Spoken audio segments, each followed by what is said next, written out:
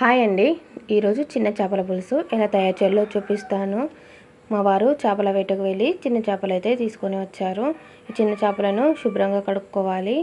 కడుక్కున్న తర్వాత అందులో అల్లం వెల్లుల్లి పేస్టు, పసుపు, కారం, ఉప్పు, జీలకర్ర మెంతుల పొడి వేసుకోవాలి. జీలకర్ర మెంతుల పొడి లేనివారు తాలింపు వేసే టైంలో కొంచెం జీలకర్ర కొంచెం మెంతులు వేసుకుంటే సరిపోతుంది. ఇప్పుడు సరిపడు కారం వేసుకోవాలి. ఇప్పుడు ఇందులో కొంచెం మనం ముందుగానే చింతపండును నానబెట్టుకోవాలి. ఆ నానబెట్టిన చింతపండు రసంను కొంచెం ఇందులో వేసుకొని కలుపుకోవాలి. అలా కలుపుకోవడం వలన చిన్న చేపలు అనేది చాలా బాగుంటాయి తినడానికి. ఇప్పుడు మనం ఒకసారి మంచిగా కలుపుకున్న తర్వాత పక్కకు పెట్టుకోవాలి. ఒక 10 మినిట్స్ మనం మిగిలిన ప్రాసెస్ చూద్దాం. అయితే దీనికి ఒక మీడియం సైజ్ ఆనియన్ తీసుకొని కట్ చేసి పెట్టుకోవాలి. ఒక పచ్చిమిర్చి తీసుకొని కట్ చేసుకోవాలి. ఒక 4 నుంచి 5 వెల్లుల్లి రెబ్బలు అయితే సరిపోతుంది. అవి పొట్టు తీసుకొని పక్కకు పెట్టుకోవాలి. నాకైతే కొంచెం కారం సరిపోనట్టు అనిపించింది, అందుకే ఇంకొంచెం కారం వేసుకున్నాను.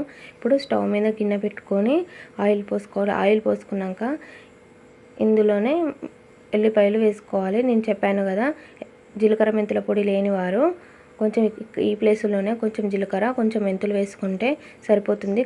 జీలకర్ర మెంతుల పొడి చేపల కూరకు కంపల్సరీ అవసరము, చాలా బాగుంటుంది. ఇప్పుడు మంచిగా వేగిన తర్వాత మనం ముందుగా ఇలా వేగాలి. ఇలా వేగడం వలన ఆనియన్స్ అనేది మంచిగా వేగితేనే మన పులుసు అనేది మంచిగా టేస్ట్ వస్తుంది, గ్రేవీ లాగా వస్తుంది. ఇప్పుడు మనం ఆనియన్స్ వేగినాక మనం ముందుగా కలిపి పెట్టుకున్న చేప ముక్కలను అలా కలపాలి. బాగా కలపకూడదు, చిన్న చేపలు కాబట్టి తుల్లు అవుతాయి. ఇప్పుడు ఒక 10 మినిట్స్ సిమ్లో పెట్టుకొని ఉడికించాలి. ఇలా ఉడికించడం వల్ల మనం వేసిన కారం, ఉప్పు, అల్లం అనేది మంచిగా నూనెలో ఉడుకుతుంది. ఇప్పుడు మనం పులుపును అడ్జస్ట్ చేసుకోవాలి. మీ చింతపండు పులుపుని బట్టి మీరు చింతపండు రసం, నేనైతే నిమ్మకాయ సైజు చింతపండు తీసుకున్నాను, అదైతే సరిపోతుంది. మా చింతపండు చాలా పుల్లగా ఉంటుంది కాబట్టి అంత తీసుకున్నాను. కొంచెం వాటర్ పోసుకోవాలి. మీడియం ఫ్లేమ్ పెట్టుకొని ఒక 20 మినిట్స్ ఉడికిస్తే మనకు ఈ విధంగా పులుసు మసులుతుంది. ఇప్పుడునే ఇందులోనే మనము కొంచెం కొత్తిమీర, ధనియాల పొడి, మసాలా వేసుకోవాలి. ఇలా వేసుకోవడం వలన పులుసులో ధనియాల పొడి, కొత్తిమీర అనేది పులుసుకు చాలా టేస్టీగా ఉంటుంది. ఇలా ఒక 10 మినిట్స్ సిమ్లో పెట్టి మనకు ఉడికిస్తే చిన్న చేపల పులుసు రెడీ అవుతుంది. ఈ చేపల పులుసు జొన్న రొట్టెకు, అన్నంలో చాలా బాగుంటుంది.